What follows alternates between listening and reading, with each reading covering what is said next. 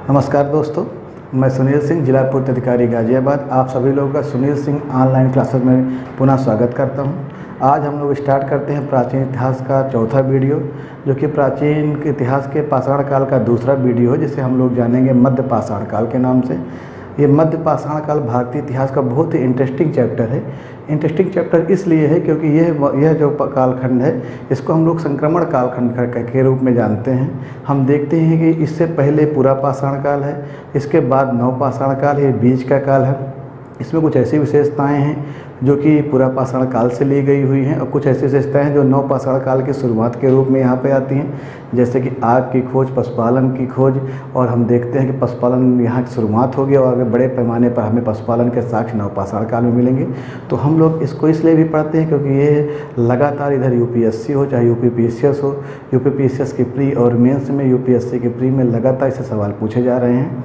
यह कालखंड पूरी तरह से मेरे जो पुरा पाषाण काल है उससे अलग है, क्योंकि हम देखते हैं कि पुरा पाषाण काल के लास्ट युग यानी उच्च पुरा पाषाण काल में किस तरह से हिमयुग की समाप्ति होती है और धीरे धीरे तापमान में परिवर्तन होता है।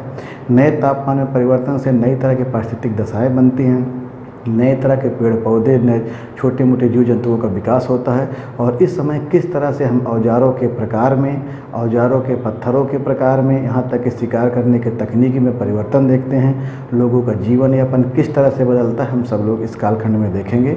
आइए हम लोग, ये लगभग 25-30 मिनट का वीडियो है और इसको हम लोग अच्छे से देखते हैं और उम्मीद करते हैं कि इसको हम लोग ठीक से देखेंगे तो हम लोग निश्चित रूप से इससे पूछे जाने वाले सवालों का बड़े आसानी से जवाब दे लेंगे। स्टार्ट करते हैं मध्य पाषाण काल। तो जैसे देखते हैं कि मध्य पाषाण काल,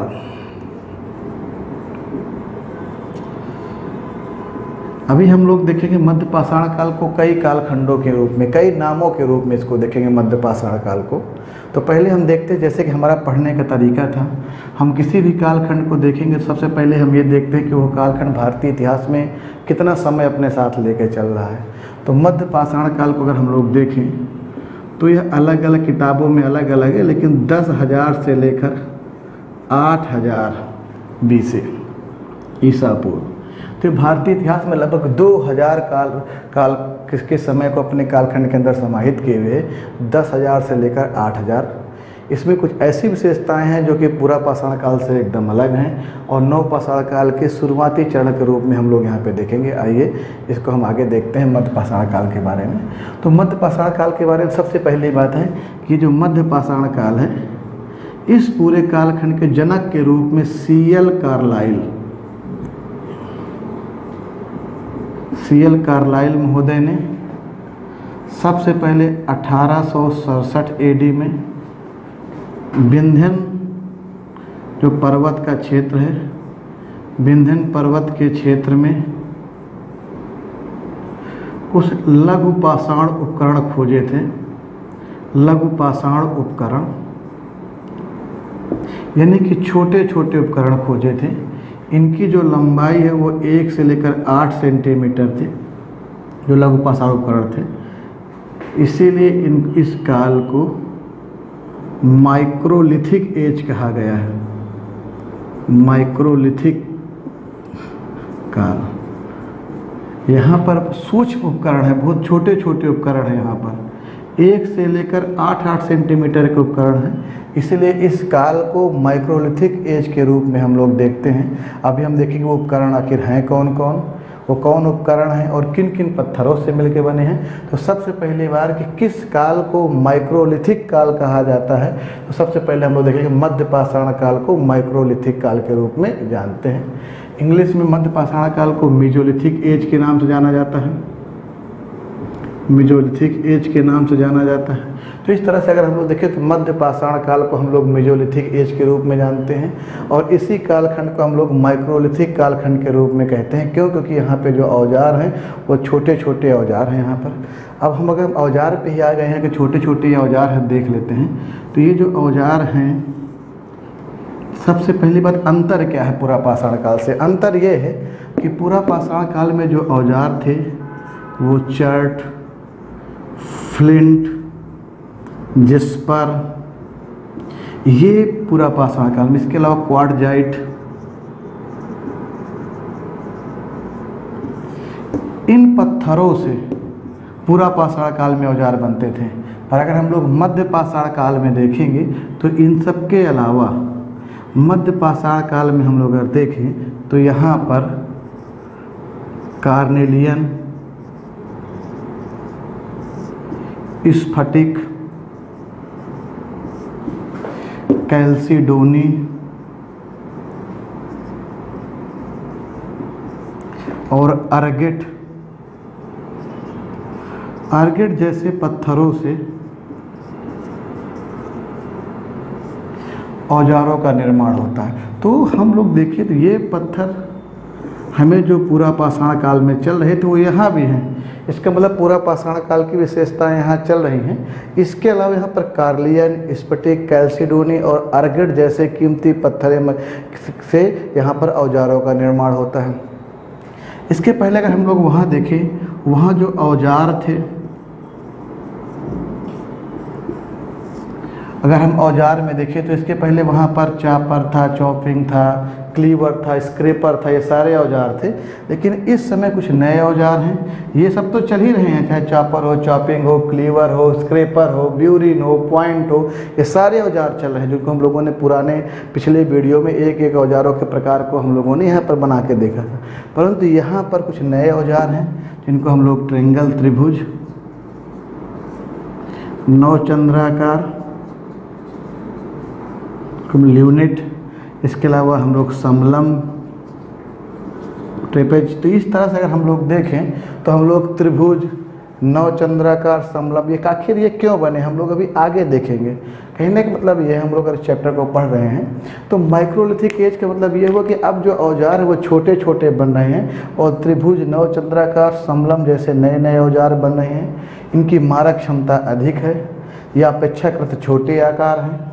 ये छोटे जीव जंतुओं, पेड़ पौधे, छोटे जीव जंतुओं के ऊपर इनका प्रयोग ज़्यादा उचित होगा। तो इस तरह हम देखेंगे तो त्रिभुज, नवचंद्राकार, समलम जैसे नए औजार आते हैं और इस समय नए पत्थर कार्लियन, स्फटिक, कैल्सिडोनी और आर्गेट जैसे पत्थर जो हमको नए पत्थर मिले। ऐसा नहीं है कि ये सब एकदम खत्म हो गया, ये सब भी चल रहा है। इनके साथ साथ इनकी प्रबलता है, ये इनकी महत्वता है, ये आगे इनका प्रयोग अधिक मात्रा में होने लगा है। तो इस तरह से अगर हम लोग मध्य पाषाण काल को देखें तो सबसे पहली बात मध्य पाषाण काल 10,000 से लेकर 8,000 ईसा पूर्व का कालखंड अपने आप में समाहित किए हुए हैं। मध्य पाषाण कालीन सबसे पहली बात सूक्ष्म उपकरणों की जो खोज थी CL कार्लाइल को, इसीलिए मध्य पाषाण काल का जनक कहा जाता है। इन्होंने 1867 में इस पूरी की पूरी मध्य पाषाण काल के उपकरणों के विंध्य क्षेत्र के पर्वतीय क्षेत्रों में यहाँ पर इन्होंने इसकी खोज की। और मध्य पाषाण के औजारों में से देखें तो ये औजार हैं और इन पत्थरों के औजार बनाए गए हैं। आखिर ये औजारों का प्रकार अभी हम आगे देखेंगे। अब मध्य पाषाण काल में हम और आगे आते हैं। तो मध्य पाषाण काल से पहले अगर हम लोग देखें उच्च पूरा पाषाण काल, तो जैसा कि हम लोगों ने पढ़ा था कि उच्च पूरा पाषाण काल, ये पूरा पाषाण काल प्लीस्टोसीन काल में था। हमने पहले वीडियो में देखा था प्लीस्टोसीन काल में हिमयुग था, 4 बड़े बड़े हिमयुग आए थे जो कि यूरोप में।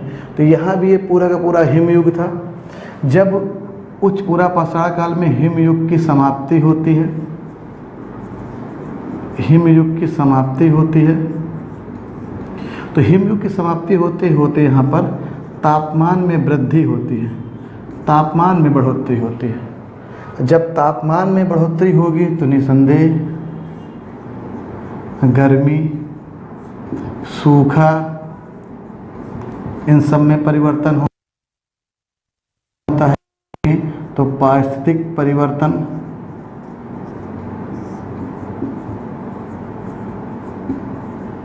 इसका हम लोग देखें तो जलवायु परिवर्तन हो रही है।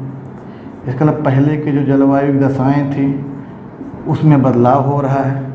इस तरह से अगर हम लोग देखें यहाँ पर तो सूक्ष्म जीवों का एवं वनस्पतियों, तो यहाँ पर जीवों, जंतु जीवों एवं वनस्पतियों की नई किस्मों या प्रजातियों का विकास हो रहा है।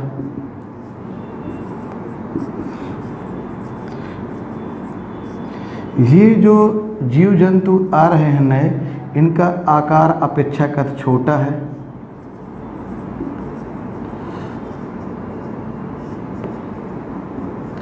तो अपेक्षाकृत छोटा आकार है।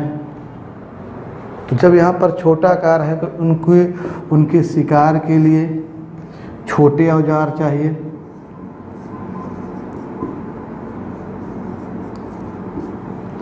अब जैसे एक छोटा सा जानवर है, खरगोश है, अगर उसका शिकार करना है तो अब औजार अपेक्षाकृत छोटा चाहिए। तो इस तरह से यहाँ पर जैसे ही परिस्थितिक परिवर्तन हुआ, तापमान में परिवर्तन, धीरे धीरे तापमान में वृद्धि हुई, जलवायु में परिवर्तन हुआ, तो नई जीवों की, वनस्पतियों की नई नई किस्में आई। छोटे छोटे जीव आते हैं, जो जंगली जीव जंतु आते हैं, उनके शिकार के लिए छोटे छोटे औजारों की आवश्यकता पड़ती है। ये जो छोटे छोटे औजार हैं, जो कि 1 से लेकर 8 सेंटीमीटर के बनाए गए, उन्हीं को ही माइक्रोलिथिक औजार कहा गया, सूक्ष्म औजार कहा गया। अगर हम इनमें देखें त्रिभुज को, तो त्रिभुज औजार त्रिभुजाकार है। ये इसलिए त्रिभुजाकार है कि इसका कोई भी कोना, अगर हम इसको उठाकर फेंक के मारते हैं और कोई छोटा जीव जंतु है वहाँ पर, उसके किसी न किसी कोना, कोई न कोई कोना जाके वहाँ पर जाके उसके ऊपर लगेगा। नवचंद्राकार में क्या था, ये पूरा एक वृत्ताकार नुकीला होता था और उसको ऐसे पकड़ कर मारा जाता था यहाँ से, ताकि ये पूरा का पूरा हिस्सा जाए और जाके उस पर जाके टकराए। समलंब एक ऐसा था कि उसमें ये कोने रहते थे, कोई कोना जाके उसमें टकराए। तो इस तरह अगर देखा जाए तो इस समय त्रिभुज, नवचंद्राकार, समलंब जैसे औजार आते हैं। चूँकि अब जानवर सामने है, उसको फेंक कर मारना है, तो इन सब से प्रक्षेपास्त्र तकनीक का विकास होता है। तो कभी कहा जाए किस युग में सबसे पहली बार प्रक्षेपास्त्र तकनीक का विकास हुआ था, तो मध्य पाषाण काल। इसके पहले क्या था कि जानवर नीचे चला जा रहा, बड़ा सा पत्थर ऊपर से फेंक दिया जाता था, या बगल में जानवर है उसको पकड़ के उसको ऊपर पत्थरों से मारा जाता था। अब तो ये हुआ कि जानवर दूर है और यहाँ से फेंक कर मारना है। तो प्रक्षेपास्त्र तकनीक का जो विकास है सबसे पहली बार मध्य पाषाण काल में आता है, और इसीलिए यहीं पर तीर कमान का भी विकास होता है। तो तीर कमान का भी विकास होता है यहाँ पर। तो ये यूपीएससी में एक बार पूछा भी जा चुका है, आपसे पुनः पूछा सकता है। किस युग में सबसे प्रक्षेपास्त्र तकनीक का विकास हुआ, तो मध्य पाषाण काल। किस युग में तीर कमान प्रणाली का विकास हुआ, तो मध्य पाषाण काल। त्रिभुज, नवचंद्राकार, समलंब ये जो औजार हैं किस कालखंड के हैं, तो मध्य पाषाण काल के। किस युग को माइक्रोलिथिक एज के नाम से जाना जाता है, तो मध्य पाषाण काल। मध्य पाषाण काल के जो पत्थर हैं औजारों के, वो किनसे मिलके बने होते हैं, कार्लियन, स्फटिक, कैल्सिडोनी, अर्गट जैसे पत्थर। इन सब के अलावा अगर हम लोग देखें मध्य पाषाण काल क्यों पूरा पाषाण काल से अलग है, तो अलग इसलिए है कि मध्य पाषाण काल में इन सब के अलावा हड्डी एवं सींग, यानी कि जानवरों के हड्डी एवं सींग से निर्मित उपकरण भी प्राप्त हुए हैं, इस तरह से देखें तो यहाँ पर न केवल ये पत्थर, हड्डी एवं सींग से निर्मित उपकरण प्राप्त हुए हैं। हम लोग आगे पढ़ेंगे तो महदहा एक स्थान पढ़ेंगे प्रतापगढ़ में, वहाँ पर हड्डी और सींग से निर्मित उपकरण आभूषण बड़ी संख्या में पाए गए हैं, जिस पर लगातार पीसीएस में 2-3 बार सवाल पूछा गया है। तो यह कालखंड पूरा पाषाण काल से इस स्तर पर एकदम अलग हो जाता है। जब हम लोग नव पाषाण काल में देखेंगे तो यही जो औजार पत्थर रहेंगे इसमें घर्षण हो जाएगा, उनको पालिशदार व्यवस्था आ जाएगी, जो इससे एकदम अलग हो जाएगा। चकमक उसमें पालिश करके इनका डेवलप किया जाएगा, उसमें और तीखापन आ जाएगा और नुकीलापन आ जाएगा। तो ये दोनों में अंतर होता है, इसलिए नव पाषाण काल एक क्रांति के काल के रूप में आगे आएगा।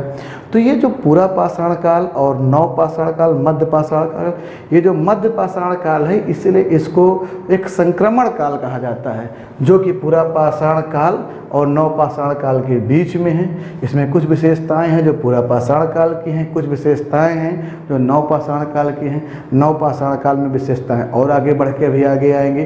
तो इस तरह से अगर हम लोग देखें तो ये एक मोटा मोटा हम कॉन्सेप्ट अभी देख रहे हैं, हम लोग इसमें अभी बहुत पॉइंट है जिसको हम लोग देखेंगे। सबसे पहली बार हम लोग ये देखते हैं, तो अगर उच्च पूरा पाषाण काल में हिमयुग की समाप्ति के बाद जो तापमान में परिवर्तन हुआ, उससे जो जलवायु परिवर्तन हुआ, उन सबसे जो सूक्ष्म जीवों वनस्पतियों की नई किस्मों प्रजातियों का विकास हुआ, इसलिए इस पाषाण का इस युग में अपेक्षाकृत छोटे औजारों की आवश्यकता पड़ी। कम लोग एक समूह के साथ रह सकते हैं, 3-4 लोग मिलकर शिकार कर रहे हैं, और इन सब की हमें जानकारियाँ उस वक्त की गुफा चित्रों में ये जानकारियाँ प्राप्त होती हैं। किस तरह से उच्च पुरापाषाण काल में जानवर के आकार बड़े बड़े बनाए गए थे, यहाँ पे जानवर के आकार छोटे बना दिए गए हैं। तो ये जो जानकारियाँ हमको मिलती हैं ये गुफा चित्रकारियों से मिलती हैं। तो आइए हम लोग इसके आगे और स्टार्ट करते हैं मध्य पाषाण काल के बारे में। तो सबसे पहले मध्य पाषाण काल में हमने एक बेसिक कॉन्सेप्ट था इसका जो हमने देखा कि मध्य पाषाण काल के बारे में पत्थर कौन है, औजार कौन है, तकनीकी क्या है, खोज किसने की, इन सब से सवाल पूछा जाता है। तो कभी पूछा जाए तो बहुत आसान सवाल रहेगा, कॉन्सेप्ट का सवाल है। जो मैंने ये कॉन्सेप्ट आपको दिया, ये पत्थर और कुछ नयापन यहाँ पर है। अब हम लोग स्टार्ट करते हैं, आखिर ये मध्य पाषाण कालीन जो विशेषता हम देखते हैं ये आखिर किन किन स्थलों पर पाई गई। जैसा कि हम लोग हर तरह देखते थे, कोई भी हम कालखंड पढ़ते थे तो उसकी सारी विशेषताएँ देखते थे, और इन विशेषताओं के अलावा भी हम वो सारे स्थल जो इस युग से जुड़े हैं और उन स्थलों की अपनी क्या क्या विशेषता हैं, आइए वो स्टार्ट करते हैं।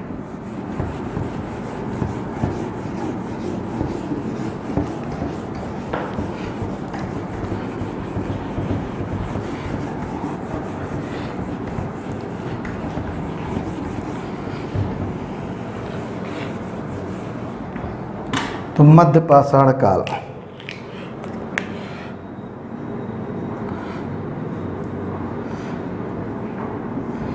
देखिए मध्य पाषाण काल अपनी 2 विशेषताओं के लिए बहुत फेमस है। उसमें एक विशेषता है मध्य पाषाण काल में पशुपालन की शुरुआत। वैसे पशुओं का व्यापारिक महत्व यानी उसका सदुपयोग तो नवपाषाण काल में होता है, परंतु पशुपालन की जो शुरुआत है वो मध्य पाषाण काल में होती है। इसके अलावा आग का प्रयोग,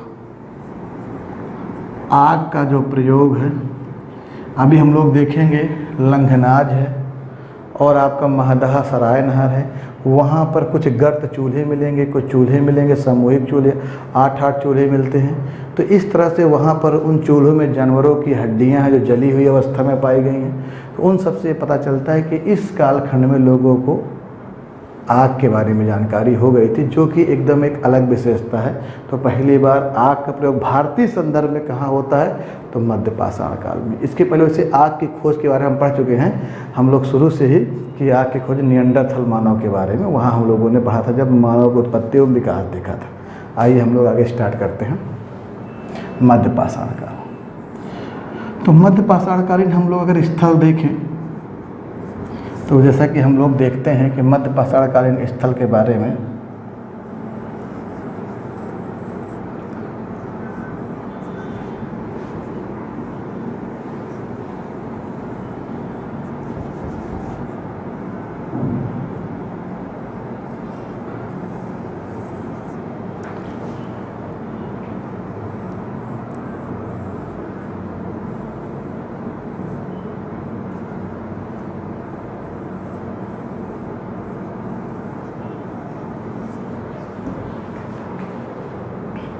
अगर हम लोग इस मध्य पाषाण कालीन स्थलों के बारे में देखते हैं तो ये जो मध्य पाषाण कालीन स्थल हैं ये एक राज्य है गुजरात।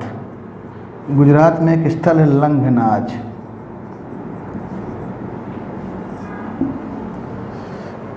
तो गुजरात में लंघनाज,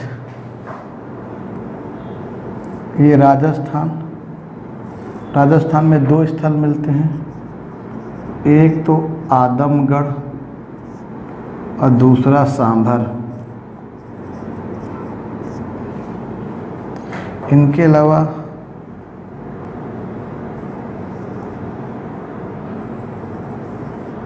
यम्पी,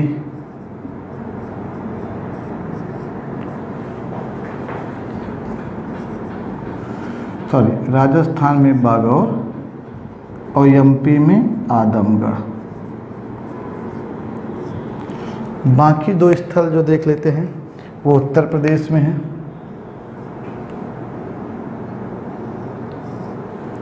उत्तर प्रदेश में ये विंध्याचल पर्वत है, अभी हम लोग देखेंगे। तो विंध्याचल पर्वत में ये 3 स्थल हैं जो विंध्यन पर्वत क्षेत्र में है।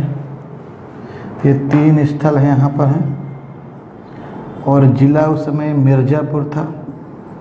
ये मिर्ज़ापुर ज़िले में, आज ये मिर्ज़ापुर ज़िले में पड़ रहे हैं। ये स्थल है लेखैया,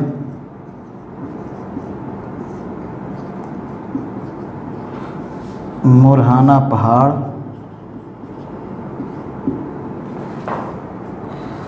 और बघली खोर। ये हम उन्हीं स्थलों के बारे में पढ़ रहे हैं जो एग्ज़ाम के दृष्टिकोण से ज़रूरी हैं। स्थल बहुत भी और भी हैं, जैसे कर्नाटक में हम लोग पढ़ेंगे। कर्नाटक में जलाल हल्ली है, लेकिन इम्पॉर्टेंट नहीं है, बस इम्पॉर्टेंट हम वो जो देख रहे हैं। इसके अलावा यूपी में एक ज़िला है प्रतापगढ़। प्रतापगढ़ ज़िला है यूपी में। इस प्रतापगढ़ ज़िले में 3 स्थल हैं। सरायनहर, महदहा और दमदमा। तो अगर हम लोग देखें तो मध्य पाषाण काल से अगर कभी भी कोई भी सवाल पूछा जाएगा तो ये जो स्थल हम देख रहे हैं यही 7-8 स्थल है जिनसे सवाल पूछा जाएगा। आइए एक एक स्थल की हम विशेषता देखते हैं कि इसकी क्या क्या खासियत है। तो सबसे पहले स्टार्ट करते हैं हम लोग सरायनहर। तो सरायनहर उत्तर प्रदेश के प्रतापगढ़ ज़िले में है। सरायनहर के बारे में यहाँ कुल 37 नरकंकाल मिले हुए हैं। तो सरायनहर में कुल 37 नरकंकाल मिले हुए हैं जो क्षत विक्षत अवस्था में हैं।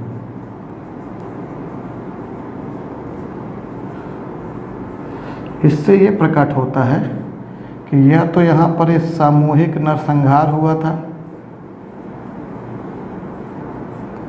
या तो यहाँ कोई बाह्य आक्रमण हुआ था। तो कभी पूछा जाए ऐसा कौन सा स्थल है जहाँ पे सामूहिक नरसंहार या बाह्य आक्रमण के साक्ष्य प्रकट होते हैं, तो सरायनहर। सरायनहर के बारे में ये जो 47 नरकंकाल पड़े पाए गए हैं, इनमें एक कब्र में 4 मानव कंकाल एक साथ दफनाए गए हैं। 4 मानव कंकाल, इसको नोट करिएगा, इससे बहुत इंपॉर्टेंट सवाल है। एक साथ दफनाए गए हैं।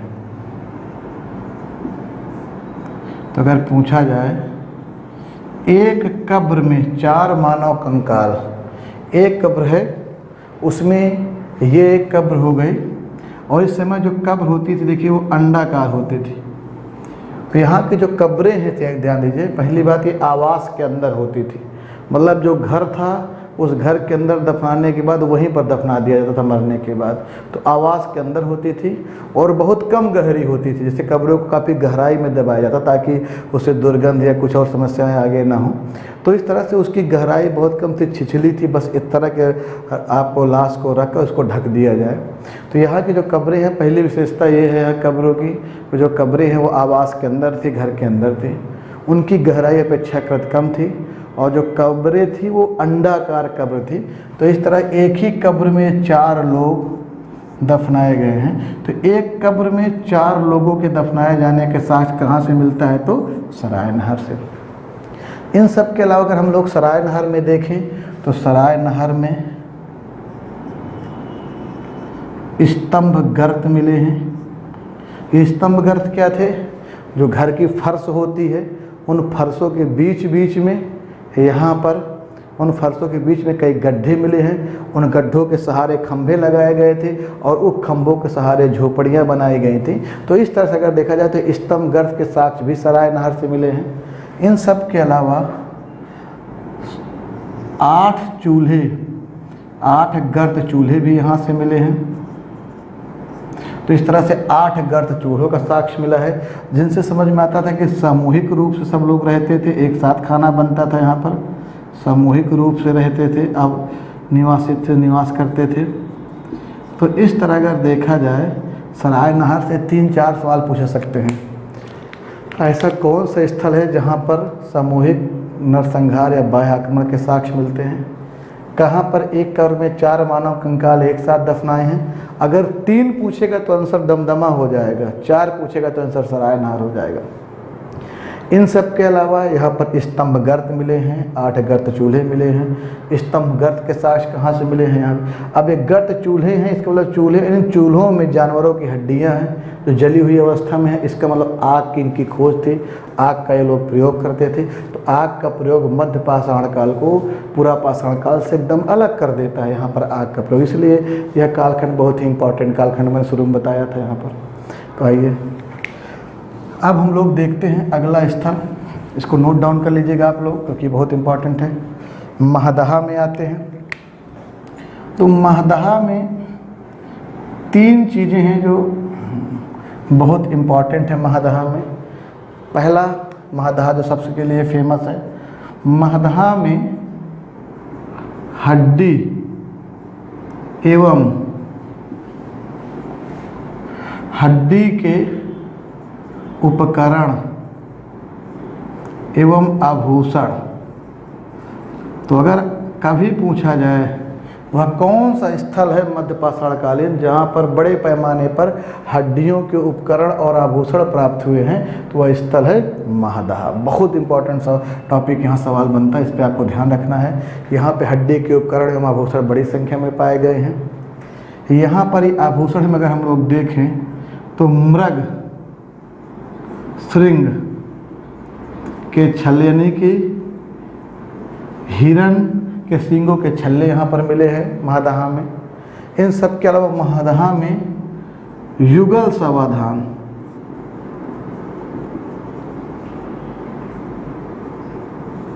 मतलब एक कब्र में, यहाँ सारी कब्रें हैं जो एक कब्र में स्त्री और पुरुष दोनों को, सिर जो है वो पश्चिम दिशा में होता था, ये पैर ईस्ट और वेस्ट, तो सिर पश्चिम दिशा में है और जो है पैर जो है वो पूरब दिशा में था। तो इस तरह से युगल समाधान के साक्ष्य पूछे तो महदहा से मिलता है, यानी कि एक ही कब्र में एक स्त्री और एक पुरुष दोनों के दफनाए जाने के साक्ष्य यहाँ से मिलते हैं। इन सब के अलावा 2 चीज़ें हैं जो स्तंभ गर्त और गर्त चूल्हे,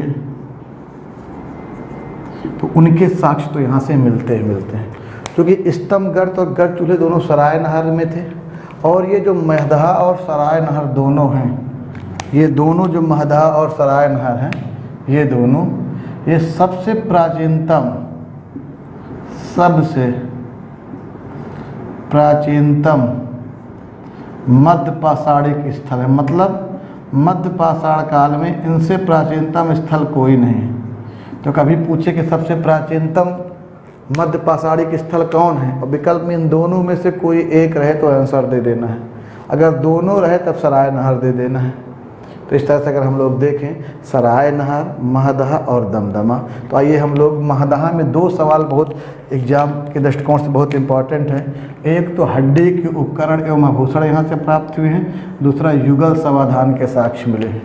एक कब्र में 4 लोगों को दफनाया सराय नहर है, एक कब्र में 2 लोगों को यानी खास स्त्री और पुरुष को दफनाया महदहा है। आइए अब दमदमा में आते हैं। इनको सब नोट डाउन करते रहिएगा भाई। दमदमा में पहली बात यह है 41 नरकंकाल मिले हैं दमदमा में। इन 41 नरकंकालों में से एक कब्र में 3 मानव कंकाल एक साथ, 5 कब्र में युगल समाधान, मतलब 2-2, पर स्त्री पुरुष इनके बारे में जानकारी नहीं है। बाकी 35 कब्र में एकल समाधान। तो कभी अगर ये सवाल पूछ ले कि एक कब्र में 3 मानव कंकाल एक साथ दफनाए जाने के साक्ष्य कहाँ से मिलते हैं, तो दमदमा। एक कब्र में 4 दफनाए जाने के साक्ष्य कहाँ से मिलते हैं, तो सरायनहर। कब्र में युगल समाधान पूछ ले तो महदहा। तो इस तरह से दमदमा एक कब्र में 3 कंकाल एक साथ दफनाए जाने के लिए फेमस है। इन सब के अलावा स्तंभ गर्त यहाँ से भी हैं और गर्त चूल्हे यहाँ से है, वो तो पूरे की पूरी विशेषता थी। तो आइए हम लोग ये 3 स्थल देखें जो कि हमको मध्य पाषाण काल से जुड़ते हुए नजर आए। इसके अलावा आइए यहाँ देखते हैं लेखैया में। ये लेखैया जो है, यहाँ कुल 17 नरकंकाल मिले हैं लेखैया में, और सारे जो नरकंकाल हैं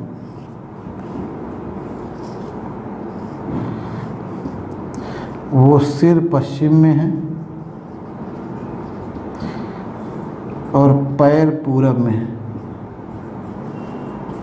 तो 17 नरकंकालों का जो है देखिए मिला हुआ है कि है लेखैया ये विंध्याचल पर्वत क्षेत्र में मिर्जापुर उत्तर प्रदेश में है।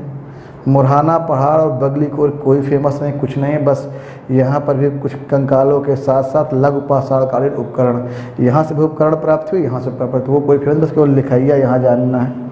जलहल्ली पढ़ना ही नहीं है। आइए बागौर देखते हैं। ये बागौर राजस्थान में है और राजस्थान के भीलवाड़ा ज़िले में है, भीलवाड़ा ज़िले में। और यहाँ से पशुपालन के प्राचीनतम साक्ष्य मिलते हैं।